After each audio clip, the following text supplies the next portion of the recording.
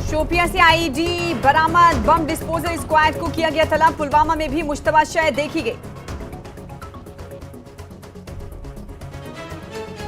जम्मू कश्मीर में 3 नए फौजदारी कवानीन के निफाज पर वज़ीर दाखिला अमित शाह की आज जायजा मीटिंग में जम्मू कश्मीर के लेफ्टिनेंट गवर्नर मनोज सिन्हा और चीफ मिनिस्टर उमर अब्दुल्ला करेंगे शिरकत।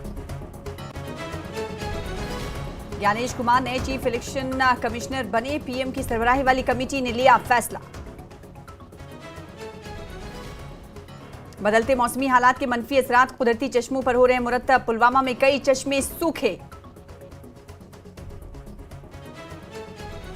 डोडा भलीसा में सेव फॉरेस्ट सेव नेशन के तहत शजरकारी मुहिम का इनेकाद। मकामी लोगों ने बढ़ चढ़ कर लिया हिस्सा।